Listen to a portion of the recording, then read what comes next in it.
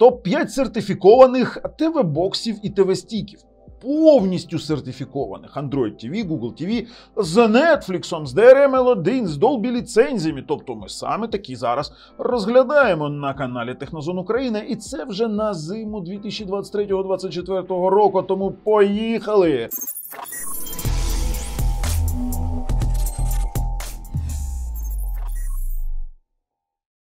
Ми на головній сторінці нашого канала. Підписавшись та натиснувши дзвоник, ти підтримуєш україномовний контент. Звісно, він не буде розвиватися без вашої підписки, бо він не буде у рекомендаціях, а зараз це дуже і дуже важливо. До того ж, на момент зйомки цього відео ми розігруємо TV-Box Yugus AM8. Якщо ця є ще акція, то йдемо на головну сторінку нашого каналу і натискаємо на це відео і приймаємо участь. Якщо вже нема, то вибачте, але ми це робимо саме для вас, бо нам за це зовсім нічого не потрібно. Тепер почнемо. І ви знаєте, коли я планував це відео, я уявляв, що ви мені напишете у коментах, навіщо нам ці сертифіковані усі TV-бокси, TV-стіки з Китаю, якщо є Nvidia Shield TV. І ви будете на 100% мати рацію. Бо Nvidia Shield TV – це дуже крутелезний TV-бокс, він дуже потужний, він самий потужний, ну не самий потужний, він самий такий безпроблемний на Android TV. Але далі в нас є одна цікава річ. Цей TV-бокс більш не продають. Якщо ви натиснете «Купити» на фірмовому сайті, його вже нема. Якщо ви підете на Amazon, подивитесь, то його теж вже нема. Десь ви можете якісь залишки купити, але все вже все. На жаль, він відходить вже на, скажімо так, на пенсію. І, на то є деякі причини. Відсутність підтримки AV1 кодеку, які зараз вже вимагають стрімінгові сервіси. Відсутність HDR10+, який вимагають ті, хто мають Samsung телевізори, бо все більше і більше контенту виходить у HDR10+, на рівні з Dolby Vision, до речі. Далі, відсутність HDR у YouTube, бо, знаєте, там таке ставлення, що у Smart TV є YouTube, і я буду дивитись там з HDR, вибачайте, але навіщо тоді вам додатковий якийсь девайс, якщо можна щось робити десь у іншому місці? Ні, за такі гроші він просто не потрібен. Тому, Shield, ми тебе любимо, але прощавай. Тепер, в нас є 3 топових місця, це 3 ТВ-стіки, це в нас Mikulka D3, Realme 4K і GD1. Mikulka D3 і Realme 4K – це зовсім стіки брати, бо вони клоновані, це виробник у нас Skyward, і вони мають Android 11, Google TV, до речі, AMLogic S905Y4, формулу пам'яті 2х8. Слухайте, а справа у тому, що 2х8 мають більшість сертифікованих TV-боксів, і для програвання стримінгу та навіть для якихось там дуже цікавих моментів вам достатньо цих 2х8, бо ви ж не будете, мабуть, ставити Telegram, чи будете? Якщо ви будете ставити Telegram, то ви якісь невіжені, вибачте мене за ці слова, але так і є. Хто ставить Telegram? Напишіть мені у коменти, чи є в мене такі підписники. Скажені, скажімо так, не будемо казати невіжені, скажені. І ці стики, вони нормальні. Просто нормальні, просто стіки. На них є в мене огляд, є посилання на перевірених продавців, як, до речі, і на всі ті TV-бокси, TV-стіки, які я зараз презентую, будуть посилання на огляд і на перевірених продавців у опису під цим відео. GD1 – це той самий стік на тому самому AMLogic S905Y процесорі, але на Android 11. І оці 3 стіка, вони мають HDR, вони мають Dolby ліцензію базову, Dolby Audio і мають Netflix сертифікацію. Це я кажу один раз, бо усі представники цього топу мають Netflix сертифікацію, DRM-L1, HDCP, для того, щоб усі стрімінгові сервіси працювали тут без зайвих питань. Все, це все ми з'ясували. Але це звичайні стіки, і є цікавіші стіки за ту саму ціну, з підтримкою більш цікавих можливостей. Тож далі, 5-те місце. Тому ми залишили оці внетопові місця, ви повинні знати, що вони є, але 5-те місце – це в нас Hakko Pro. З дуже цікавою формулою пам'яті. За 65 баксів ви можете взяти 4х64. Це для цінувачів, як я кажу у лапках цінувачі якогось неймовірного розміру пам'яті. Я не знаю, хто там компенсує. Якщо у когось велика машина і кажуть, що він компенсує, що в нього мала піська.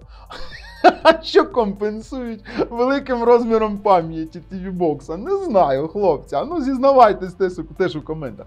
Але це нормальний собі TV-бокс з підтримкою HDR, Netflix, Dolby Audio базовому, але на iMlogic S905Y4. І, ви знаєте, це такий самий процесор, як і у KD3 і у Realme, але це Android TV, у якому працює голосовий пошук глобальний, у якому є LAN RJ45 з підтримкою AV1, і вам не треба тут нічого вигадувати для того, щоб використовувати як звичайний TV-бокс. І це дійсно сертифікований, ми перевіряли ще на огляді. Я вам рекомендую піти подивитись огляд на саме цей TV-бокс. Я робив 4х32, ви можете знайти 4х32 версію, 2х16, це не має значення.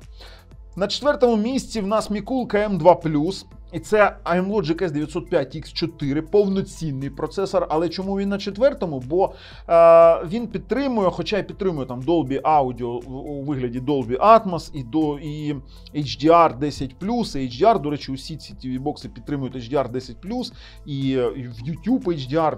Стільки питань потім буде у коментах, щось з формулою пам'яті 2х16, але тут начебто є підтримка Dolby Vision.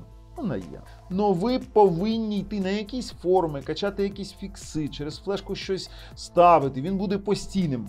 Ну, не те. 4-те місце – це дуже класнючий TV-бокс. До речі, Mikul – це зараз Skyward, це в нас виробник Skyward, і він робить саме ці речі, це Android TV, DDR4 з нормальним Wi-Fi 5 ГГц, з працюючим Chromecast, усі ці TV-бокси мають працюючий Chromecast, але на 3-му місці в нас Xiaomi Mi TV Box другої ревізії.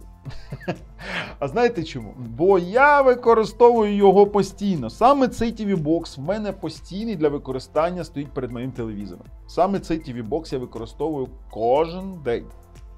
Я дивлюсь на ньому Netflix, я дивлюсь фільми з нас серверу, я дивлюсь на ньому Megogo, Світ ТВ і безліч якихось моментів.